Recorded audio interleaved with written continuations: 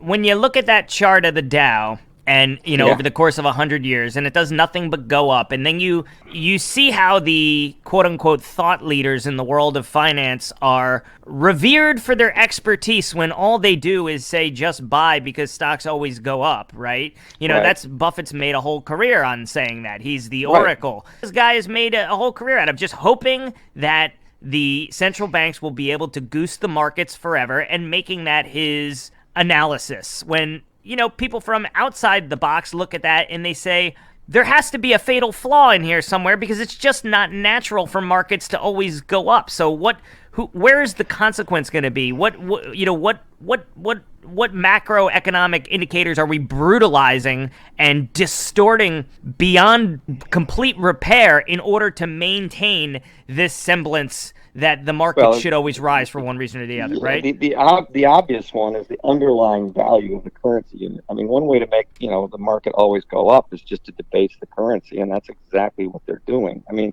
the other flaw in Keynesianism, and we talked about kind of the perpetual growth flaw.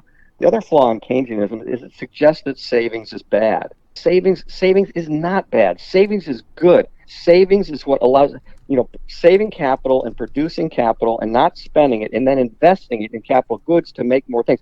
That's what increases productivity, and it's productivity that gives us all better lifestyles. So increased productivity is what increases good economic outcomes. Right. And yet the Keynesians believe that no, we got to increase growth at all expense. Forget the productivity; it's not relevant. Even if we have to borrow from ourselves in the future, I mean, they're bringing all this future demand into today's life just to try and pump that growth number. But it's like eating the seed corn. You want to have a bigger harvest, you got to plant more seed corn. You plant more seed corn by saving and having capital and savings that you can get a return on. And we're not getting returns. Why would anyone save in a 0% interest rate environment?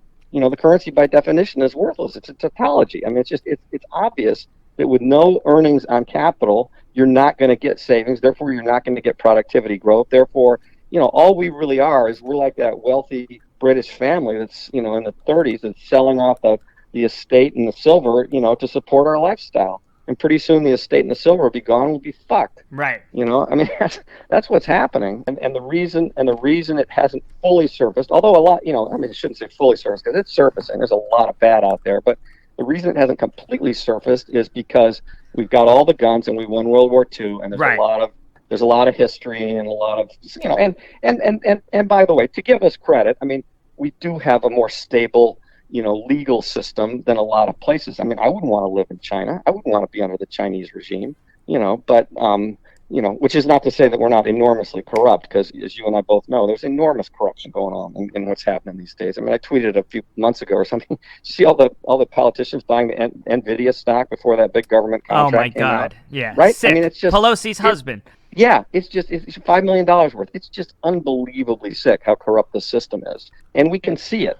And really the only way we can all collectively vote against it is to take our money out of their system as much as possible and put it in sound money, which is silver, gold, and Bitcoin, in my opinion. Some people would disagree on the Bitcoin. I think if they are disagreeing, I would beg them to take the time to read the Bitcoin Standard by Seyfedin Amos and understand what it really is.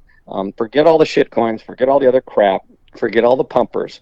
Just look down to core principles of what Bitcoin is. Money, before money was gold, money was a ledger.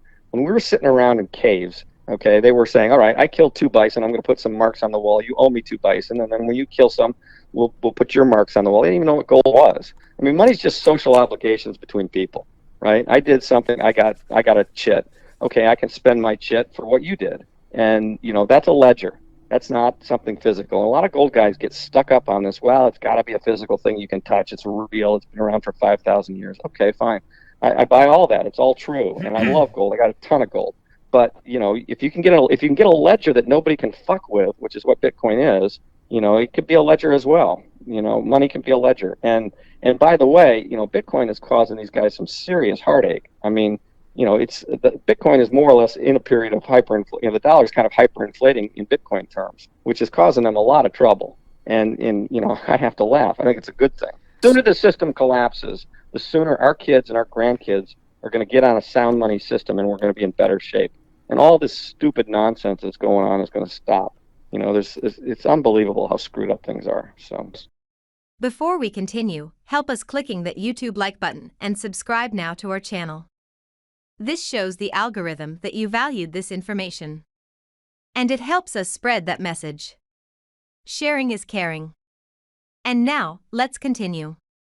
I was looking at this the other day. I was reading something on Twitter about, it's been so long since we had anything close to sound money. And this bubble, let's go to the stock market bubble for a minute. I mean, you got to look at some of this, some of the things on the web about it. I mean, it's amazing how much of a bubble this stock thing is. Just amazing. And, their portfolio managers, if you got into this business anytime after 2008, you haven't seen a bear market. Ever. So that's 12 years. Ever. So, ever, right?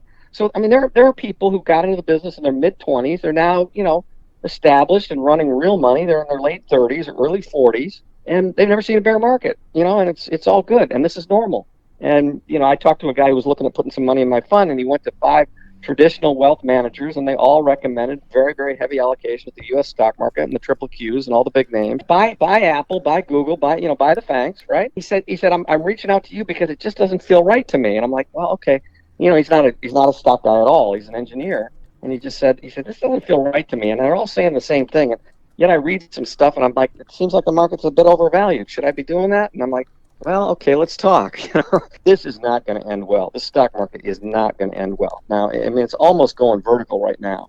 And, it's very hard because it could end tomorrow. It could be another couple of years of vertical. Who knows? But I can tell you this, I sure wouldn't have any of my money in the general U.S. stock market.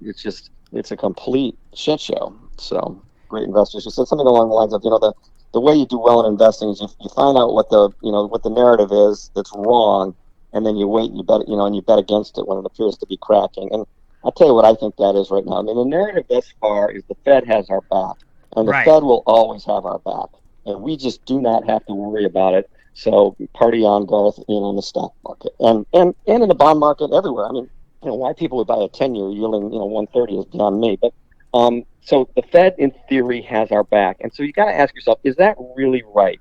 Is it possible that the Fed, at some point, the Fed does not have your back? And that's what I believe will happen. And I think it could happen rather dramatically and rather quickly.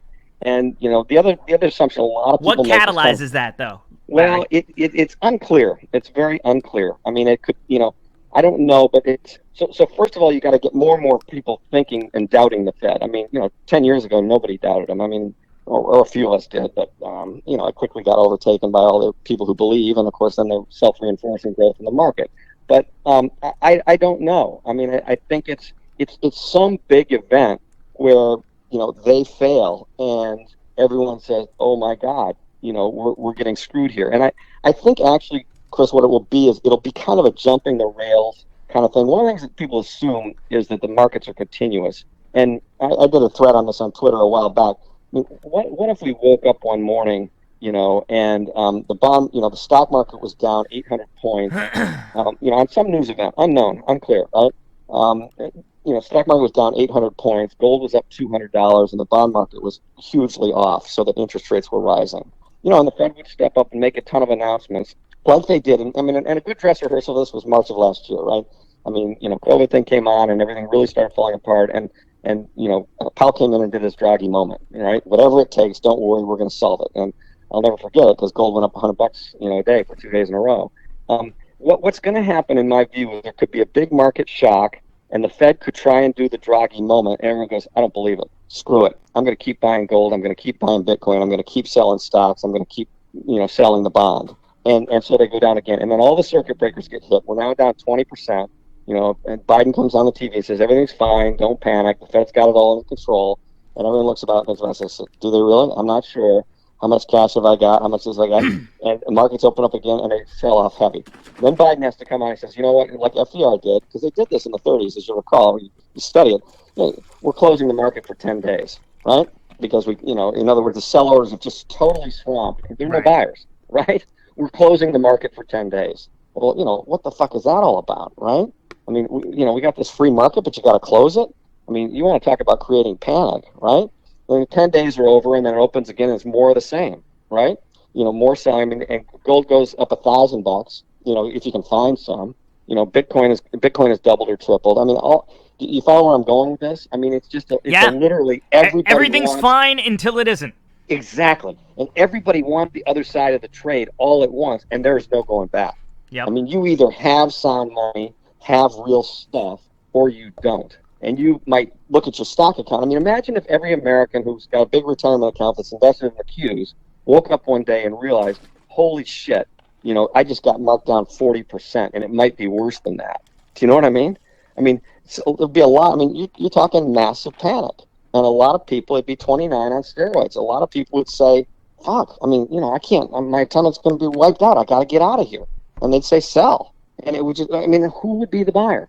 That's the question. Who would be the buyer? I don't see it. I just don't, and the Fed would say, well, don't worry, we've got it all under control. Okay, fine. You're going to print the paper to have it all under control, but suddenly everyone's going to see those Fed numbers, see the balance sheet growth, see what they're printing, get a sense of what's going on. They're going to go, well, yeah, of course you're going to print the paper, but the paper's going to be worthless. Right. So have I got gold? Have I got silver? Have I got Bitcoin? Have I got real estate? Have I got real stuff? I mean, the stuff you have, the guns you have, the cars you have, the food you have, the houses you have, all that'll have value. And then suddenly, people who are living in cities will be thinking, oh my God, I'm not in the right place. And people who are living in farms will be thinking, God, I'm glad I'm here. And it'll be just a whole shift in how it all goes down and how everybody feels about life. And there'll be no going back. It's a one-time deal. And I hate to, I hate to be gloom and doom, but it just feels to me like the way it's likely to happen. Now, what's going to catalyze that and make that happen? I don't know.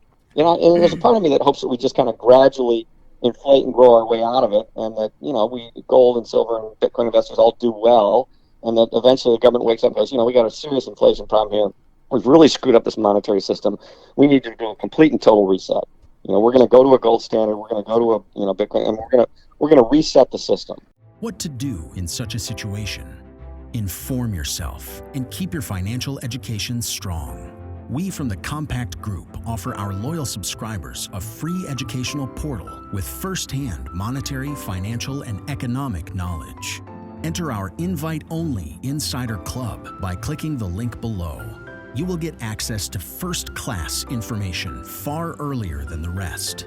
We have prepared a special deal for all our members where you can access a giant pool of Robert Kiyosaki's financial wisdom for just $1. To find out more, simply click the link below and join our Insider Club absolutely free. But there is more you can and should do. Build up several streams of income. More and more people realize that they have to take their future in their own hands, but they don't know how and where to start. We from Compact offer our Insider Club members unique opportunities. Strengthen your financial muscle and get the edge. Click the link below. Become part of our free Insider Club. No financial obligations.